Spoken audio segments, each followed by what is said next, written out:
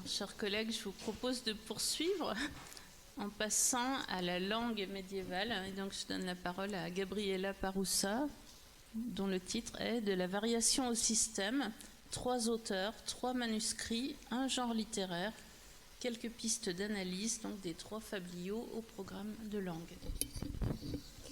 Merci. Il ne va pas être possible, vous le comprendrez facilement, pour moi d'aborder tous les éléments intéressants du corpus que nous avons à analyser cette année. Ce que je vais essayer de faire, c'est d'évoquer quelques spécificités de ces textes et ouvrir des pistes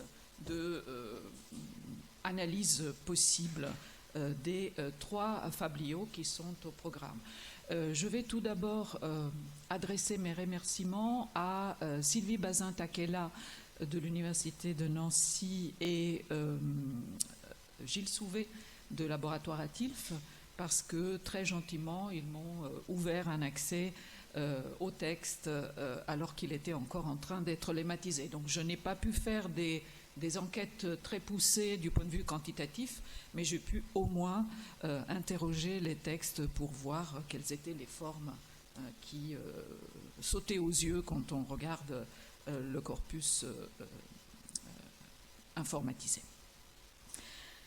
Alors, le choix du texte à analyser pour la période médiévale qui a été fait cette année ne va pas faciliter la tâche de ceux qui vont préparer à l'épreuve de langue médiévale. Peut-être pas tellement pour les étudiants, à qui on épargnera nos états d'âme, je pense, mais je pense aux enseignants. L'année dernière, le choix anthologique avait pu créer quelques difficultés pour les analyses littéraires. Cette année, la configuration est particulièrement complexe et difficile à appréhender pour tous ceux qui s'apprêtent à décortiquer la langue de ces 3 textes. Alors, pourquoi ? Généralement, le texte au programme constitue une sorte de mini-corpus à partir duquel on met en évidence le fonctionnement d'un état de langue, que ce soit l'ancien français ou le moyen français. Faire de ces 3 textes génériquement proches, mais finalement assez disparates, un véritable corpus qui peut être analysé, n'est pas évident. Vous voulez que je lance le diaporama ? C'est ça ? D'accord. Non, c'est bon. On va attendre. Là, il y a trop de lumière. C'est mieux ? Bien, donc je disais que faire de ces 3 textes un corpus de langue, ce n'est pas évident. Ces 3 fabliaux ont été... Bon, c'est un peu ce que disait Jean-Marie Fritz tout à l'heure pour la littérature. On n'en a que 3 en langue, mais ils ont été écrits par 3 auteurs différents, dont 2 plus ou moins anonymes, qui est Eustache, Damien, copiés dans 3 manuscrits distincts, parce que Dufournet a pris 3 manuscrits différents. Il n'a pas fait le choix de suivre, je ne sais pas, une des collections de recueils, mais pour chacun de ces textes, il a choisi un manuscrit différent. Et donc, des manuscrits qui proviennent d'aires géographiques assez éloignées parfois. On peut dire que jamais l'étude linguistique n'a été plus difficile à mener.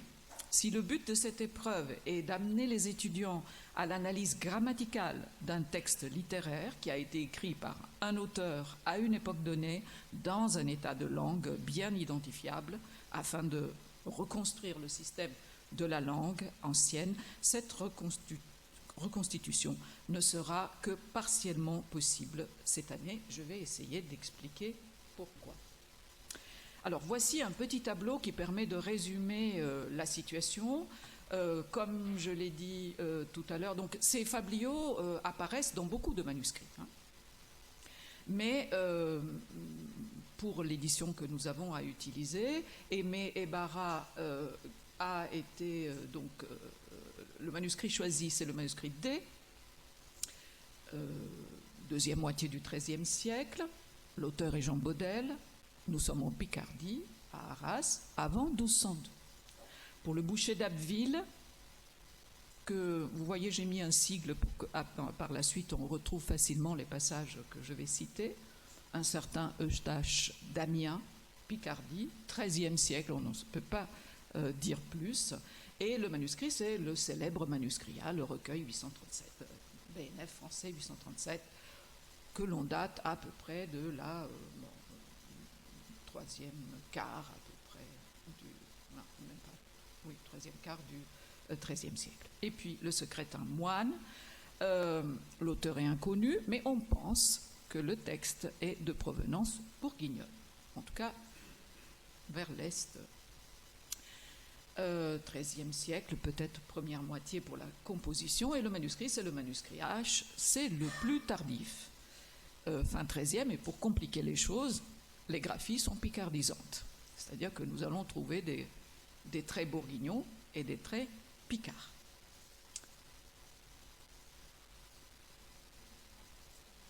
D'accord.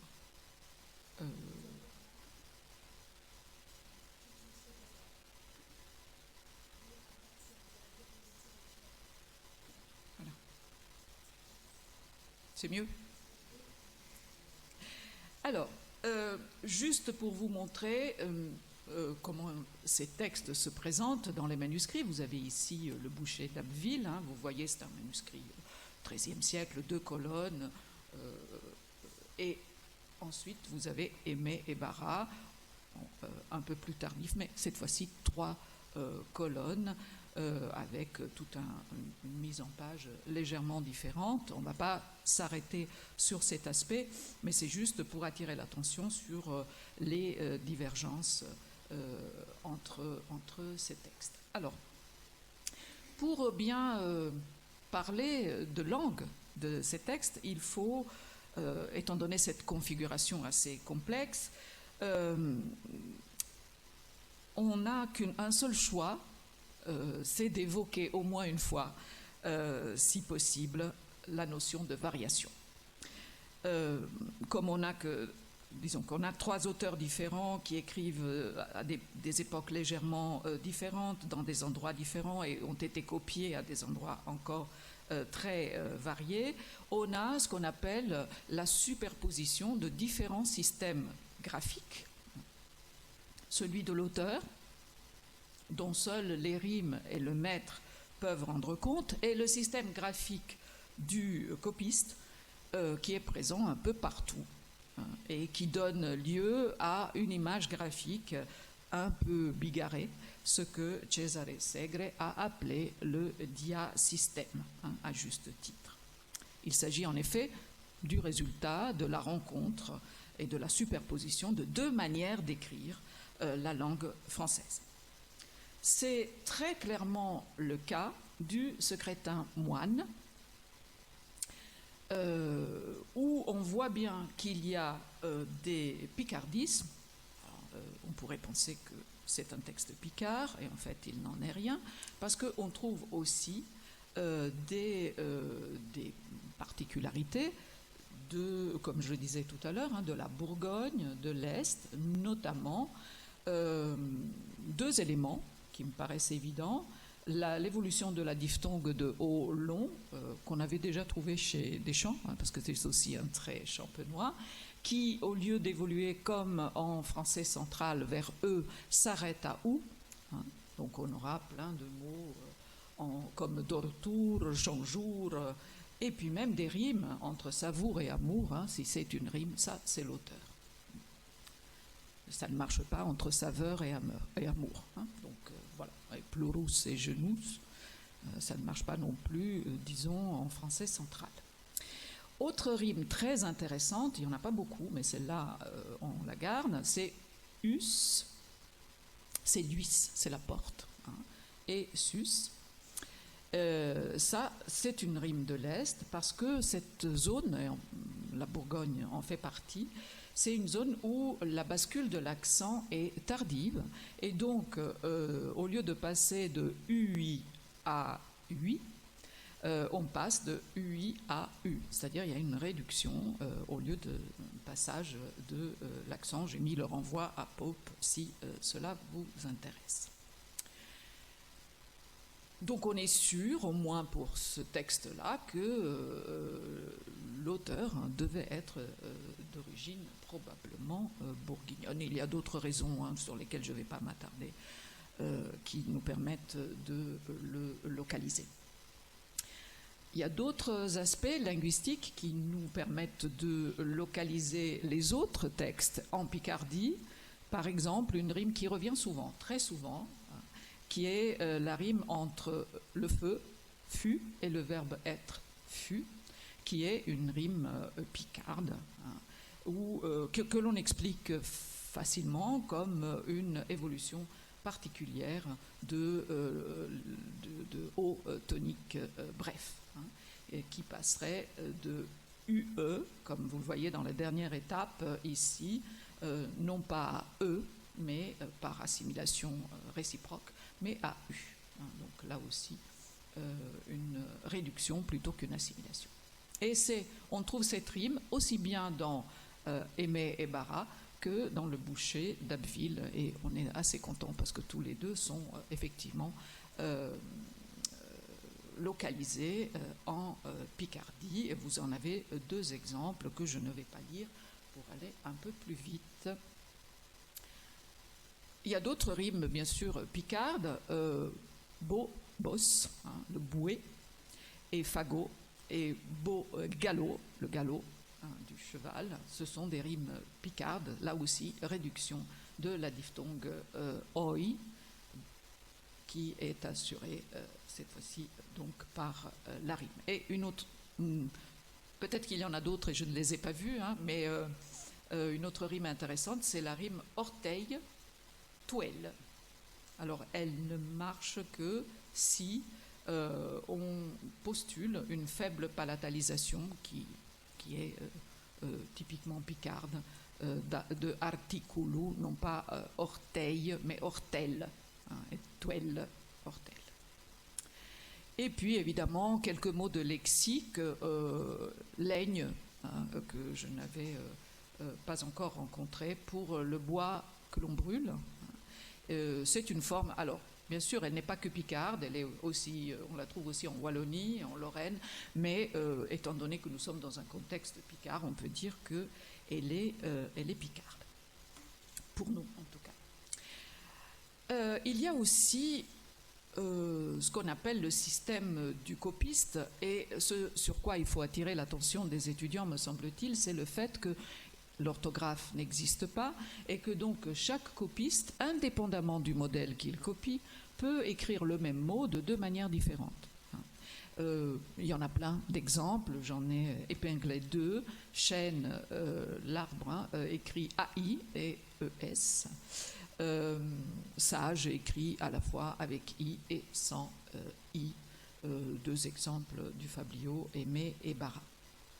Il y a des choses plus intéressante, le copiste du secrétaire moine écrit toujours la diphtongue nasalisée ein, ei, pein, fein, vilain.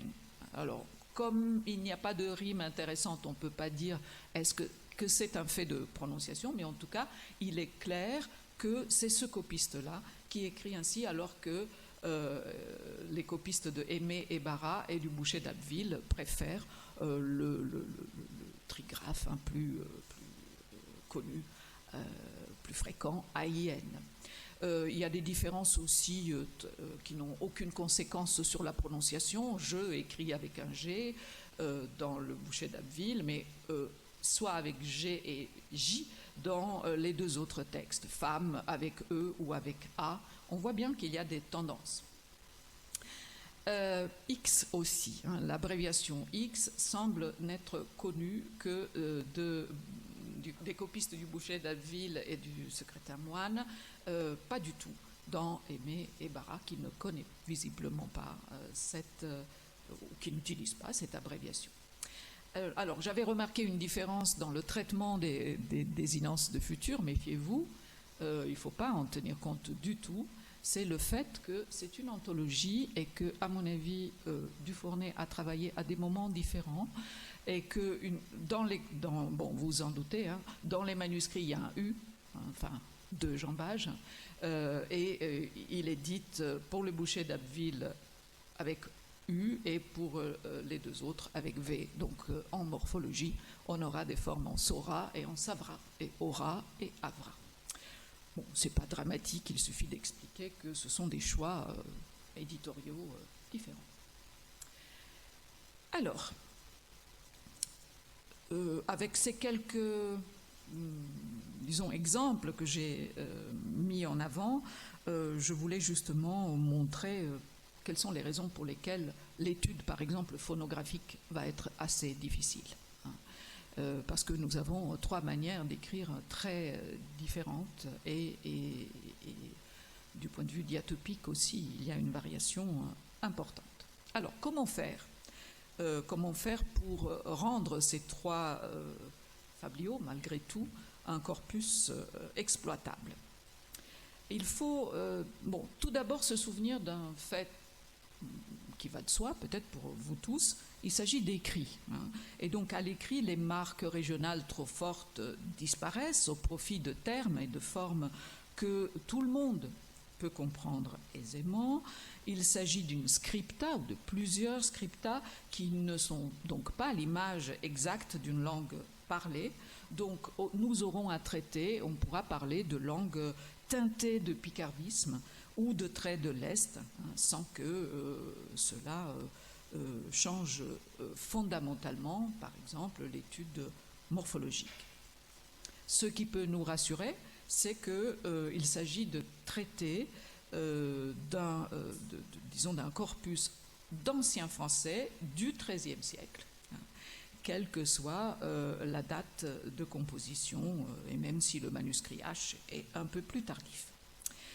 Qu'est-ce qu'on sait de cette période? On sait par exemple que c'est la période où les diphtongues se réduisent.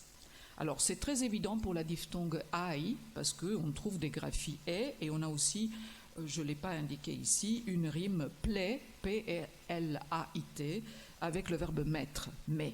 Donc on est sûr qu'au moins pour cette diphtongue-là, c'est réduit. Pour le reste, comme on utilise des digraphes, voire des trigraphes, on ne peut pas dire grand-chose, si ce n'est que la réduction est en cours. Je n'ai pas trouvé de rime révélatrice. Les rimes, par contre, nous renseignent sur d'autres phénomènes. Par exemple, l'amuissement des consonnes finales. On a une très belle rime de tropel, le troupeau, qui doit forcément se prononcer tropé, parce que c'est à la rime avec emblée, le participe passé, dans le boucher d'Abbeville. Et puis, beaucoup de désinences ONS de P4 sans S. Alors, bien sûr, vous me direz, mais c'est le copiste, c'est un simple fait graphique. En fait, non, parce que c'est le cas, même devant voyelle, là où on pense, normalement on dit qu'il y a une liaison et donc le S devrait être écrit, et il y a aussi plein de rimes où la forme seronce ou poron rime avec raison au singulier ou bacon au singulier. Même chose pour le T final. Écharni rime avec ni, le nid de l'oiseau, je ne sais plus quel est le lapis à laquelle on va voler les œufs. Ailleurs dans le texte, on écrit ni, N-I-T, mais pour que la rime fonctionne bien, non seulement à l'oreille, mais aussi pour l'œil, on élimine cette consonne finale à la rime.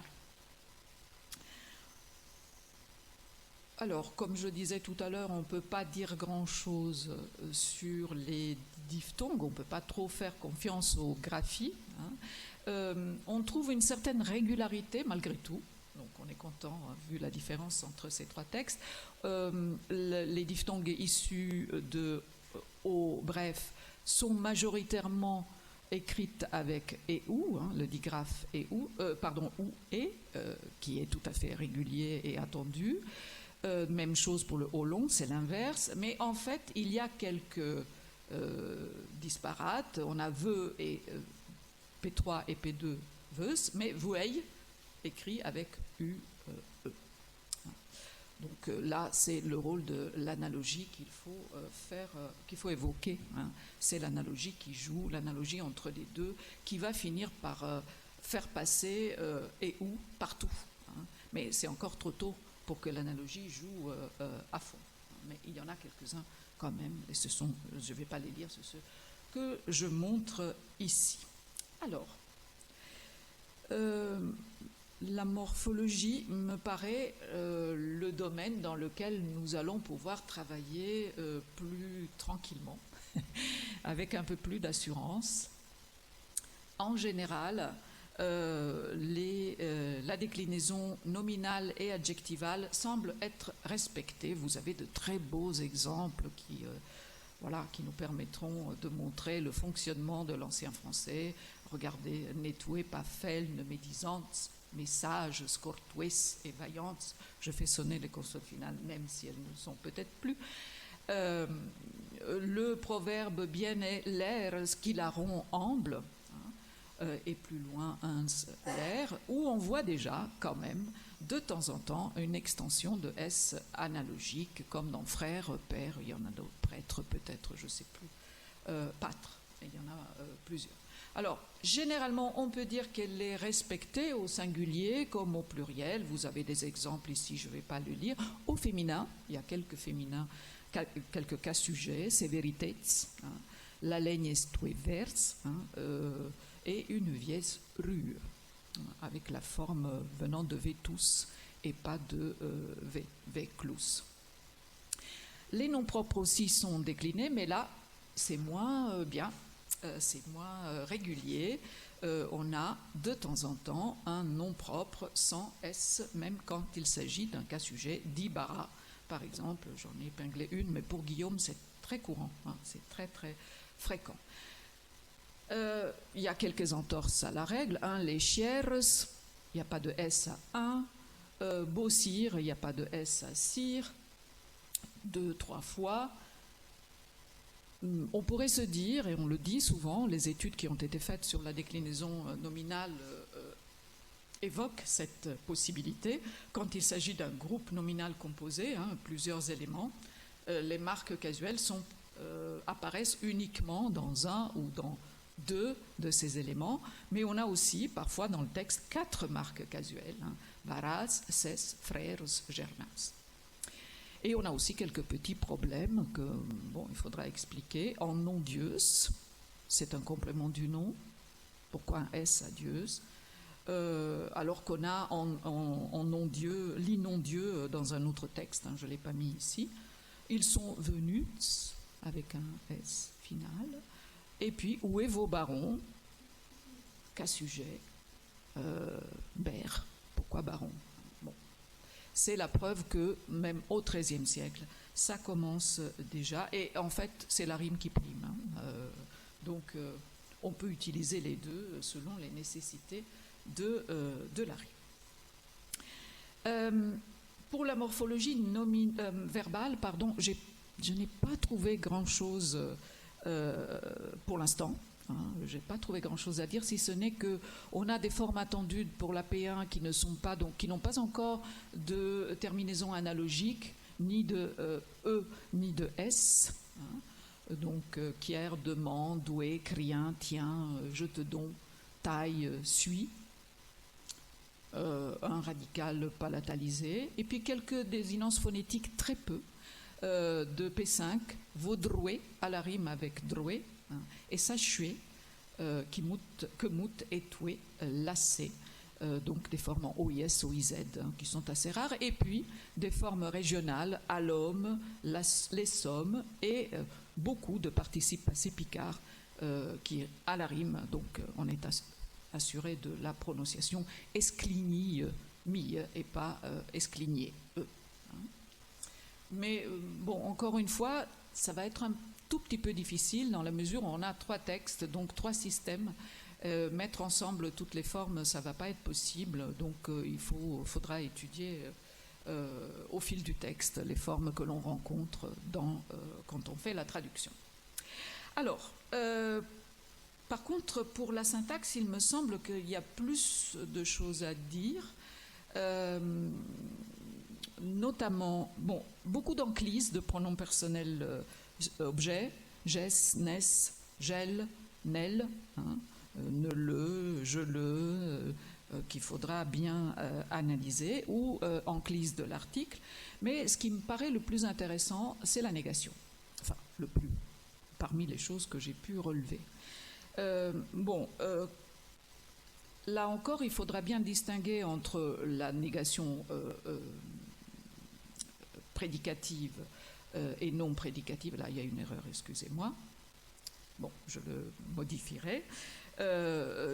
Bien montrer qu'il y a ce système de négation qui a deux possibilités, l'une étant ne, et l'autre non, deux adverbes qui ont un fonctionnement différent. Non est la forme prédicative, il y a une erreur, j'avais écrit non, forme prédicative. Normalement, elle peut faire phrase à elle toute seule. Je n'ai pas trouvé de non-réponse comme ça, négative. Mais par contre, on a quelques exemples de non qui peut porter sur un mot, non de ce lit. Non qui peut être dans les tours exceptifs, ce mal non, et non qui peut être utilisé dans une alternative. Beaucoup plus intéressant, me semble-t-il, c'est ce non. Bon, on vient de dire qu'il est prédicatif, donc il ne devrait pas être suivi d'un verbe, sauf si ce verbe est un, comme on dit, un auxiliaire ou un suppléant, avoir, être et faire. Et ça, c'est particulièrement intéressant parce qu'il y en a plein. Et comme c'est des dialogues, on a souvent des réponses. Donc le non là, il est possible parce que le verbe n'est pas complètement, parfaitement prédicatif. On reprend soit le verbe de la proposition qui précède, non est, non a, si c'est le verbe être ou avoir, dans des formes composées ou tout seul, ou si c'est un autre verbe, ça sera par le verbe faire. Et à l'opposé, on a aussi des si fera. Si est, fait-il, si fera, il y en a plein. Il y a deux occurrences de non-il dans Aimé et Bara et dans le secrétin moine. Mais la négation la plus fréquente, évidemment, est ne. Et elle, bon, là c'est correct, c'est non prédicatif parce qu'elle s'appuie, il lui faut un verbe, il faut une prédication. Elle peut fonctionner seule, on le sait, les cas sont très nombreux dans le texte, j'en ai mis quelques-uns, je ne vais pas m'amuser à les lire ni vous ennuyer avec ça. Soit en principal, en subordonné, quand la modalité est assertive, jussive, on le trouve un peu partout, mais on trouve aussi, nous sommes déjà au XIIIe siècle, avec le forclusif, pas, c'est le plus courant. Il y en a 16 occurrences, je crois, dans le petit corpus. Ce n'est pas coutume, mais n'aure pas grandement erré, etc. On trouve aussi mi, ce qui veut dire que pas est bien grammaticalisé, donc il fonctionne dans tous les contextes. Un peu moins de mi, il n'y a pas de goutte, je n'ai pas trouvé, un seul point. Mais donc ça permet de voir que c'est une période où la négation fonctionne avec un seul terme ou avec deux termes. On se demande toujours mais pourquoi il n'y a pas et mi. On dit souvent que c'est pour créer un effet d'insistance, une négation plus forte, une injonction négative plus forte. C'est peut-être vrai parce qu'on le trouve très souvent en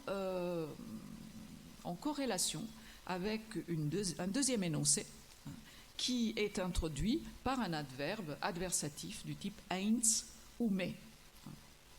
Là, j'en ai mis 3 exemples, il y en a plus. On voit donc bien que c'est une forme d'insistance parce que, justement, ce qui suit va asserter de manière encore plus forte ce qui vient d'être nié avec force. Donc, c'est vraiment un procédé de renforcement de la négation. Alors, je termine avec quelque chose qui me paraît très intéressant et qui fait un peu écho au tableau qu'a présenté Jean-Marie Fritz tout à l'heure. Si vous regardez, je ne sais plus quelle est la colonne discours direct, hein, vous verrez qu'il y a des fabliaux où le discours direct occupe à peu près 50% des vers. Hein, donc, il me semble que nous avons là une langue très particulière. À commencer par le lexique, dont je n'ai pas parlé, enfin, j'ai pas fait de diapositive à ce sujet parce que je ne vais pas faire des listes. Hein, on a un lexique un peu particulier dans la mesure où ces fabliaux racontent des histoires qui se passent dans le monde rural ou urbain, mettent en scène très souvent la vie quotidienne, donc on y retrouve des lieux de vie, les objets de la maison qui sont nommés, hôtel, l'huisse, la maison, la chambre, le foyer, le post-it, le moulin, la huche, le gibet, l'habillement, la gonne, la guimpe, la nourriture. Il y a plein d'éléments de la nourriture, les choux, le bacon, les œufs, le commun, le poivre, etc. Beaucoup de locutions du langage parlé et pas mal de proverbes de la sagesse populaire. Donc, lexique à cause des réalia, évidemment. Le lexique va aussi nous aider parfois à localiser le texte. Hein. Le boucher d'Abbeville ne présente pas uniquement des graphies picardes, mais aussi des lexèmes et des noms propres aussi, qui nous ramènent en Picardie, Saint-Honoré, Saint-Acheul, ou Acheul, hein, un Saint-Damien, puis on a vu tout à l'heure la leigne pour le bois à brûler.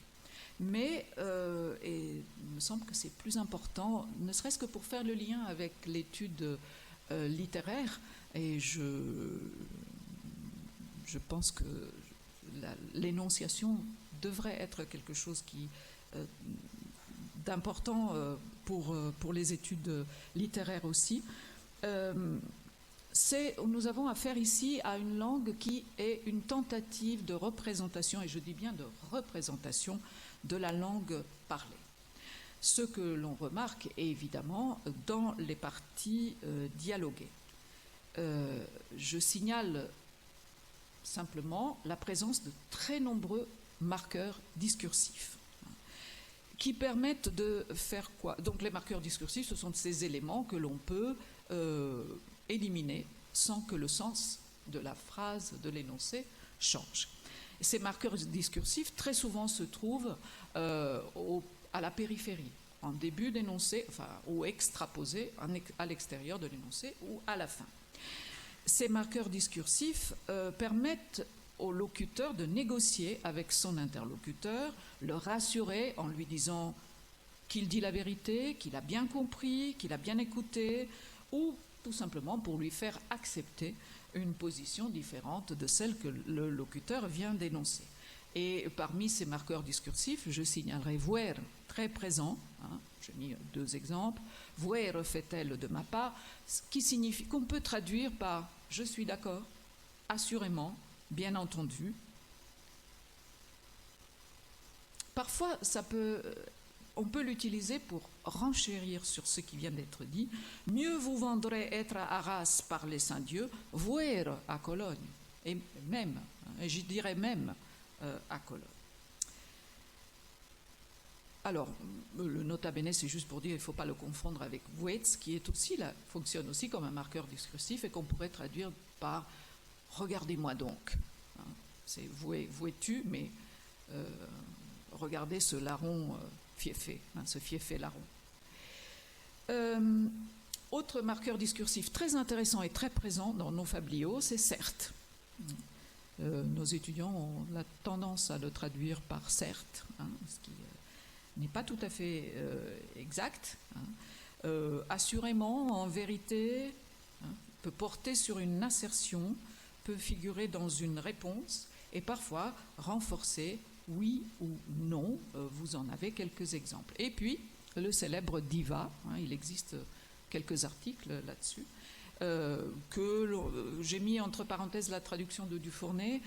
Et là aussi, les différences dans l'édition, une fois diva c'est un 2 mots, l'autre fois c'est un seul mot. bon, on peut le traiter comme on veut, de toute manière ça fonctionne.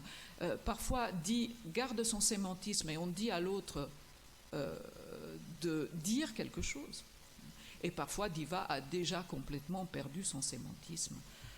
Parce que vous voyez par exemple dans le deuxième exemple, elle lui dit déjà car me dit, hein, on ne voit pas pourquoi elle dirait aussi Diva pour l'appeler à parler, à s'exprimer. Hein. Et donc c'est pour ça que Dufournet le traduit par eh bien, hein, parce que c'est un des sens possibles. Alors, ce qui est très intéressant, c'est que dans des textes où on ment tout le temps, on se moque de l'autre, on essaye de tromper l'autre, on passe son temps à dire que ce que l'on dit est vrai. Et ça, c'est vraiment la caractéristique, au moins de ces trois textes. Et on prend à témoin Dieu, tous les saints possibles, ou alors sa propre foi. On jure, on promet sur sa foi. On assure qu'on dit la vérité par des formules au subjonctif qui ont été bien étudiées par Christiane Markel-Onizia. Ce Dieu me secoeur, ce Dieu me sauve, ce Dieu me dointe santé, ce Dieu me dointe confession. Si Dieu me sauve, si et ce peuvent alterner. Ou bien pour Dieu, par amour Dieu, par la passion Dieu, Dieu merci, en nom Dieu, par les saints Dieu. Et puis tous les saints, j'en ai mis quelques-uns, il y en a beaucoup plus, par Saint Liénard, par tous les saints qui sont à Rome, quand on veut vraiment insister sur le fait que ce que l'on dit est absolument vrai. Tout ça, c'est vrai, c'est pas de la... Disons, c'est pas de l'analyse vraiment grammaticale, c'est pas en plein dans le programme de l'agrégation, mais on ne pourra pas faire l'économie de ces aspects plutôt pragmatiques, mais qui sont très importants dans un texte dans des textes comme les fabliaux. Normalement, les marqueurs discursifs sont traités d'adverbes, c'est vrai, la catégorie grammaticale, c'est souvent l'adverbe, ça peut être des verbes aussi ou des substantifs, mais ils fonctionnent d'une manière autre. Alors, je conclus. Je crois avoir montré quelles sont les raisons pour lesquelles l'analyse grammaticale de ce texte est difficile. La prise en compte des concepts de diasystème et de variation sont peut-être nécessaires. Sans les connaître, sans au moins les évoquer, il sera très difficile de rendre compte de la multiplicité des formes nominales et verbales. Deuxième élément important, l'édition que l'on utilise cette année n'est pas et ne se veut pas une édition critique. Nous n'avons pas affaire à quelque chose de unifié par le manuscrit, parce qu'il y en a 3. Nous n'avons pas des notes importantes sur les variantes, sur les autres textes. Donc, il faudra peut-être aller voir le nouveau recueil complet des fabliaux pour avoir de l'aide. C'est en tout cas ce que j'ai fait pour cette introduction. Je pense qu'on pourra toutefois travailler sans trop de difficultés la morphologie nominale et adjectivale, ça marche assez bien, la morphologie verbale avec quelques formes remarquables à identifier, et puis que le lexique, notamment avec un certain nombre de champs sémantiques qui sont plus rarement présents dans la littérature à laquelle nous sommes habitués, peut représenter quelque chose d'intéressant. La chose positive, me semble-t-il, c'est que ces textes nous donnent accès à une langue plus proche de l'oral, même s'il s'agit d'un texte travaillé, d'un écrit littéraire. Les dialogues essayent tout de même d'imiter les échanges entre hommes et femmes de classes sociales habituellement peu présents dans la littérature ou à qui on donne, quand ils sont présents, rarement la parole. Ces dialogues donnent accès à des expressions, des mots, des adverbes, des marqueurs, autrement absents dans de tant de textes littéraires. On approche ainsi, et là peut-être, comme le disait Alain tout à l'heure, je rejoins tous ceux qui font de la sociologie de la littérature, on approche un tout petit peu ce que les textes écrits nous laissent percevoir de la manière dont on parlait des expressions et des mots de la vie quotidienne, et c'est peut-être là l'avantage le plus évident du choix de cette année, et je vous remercie de votre attention.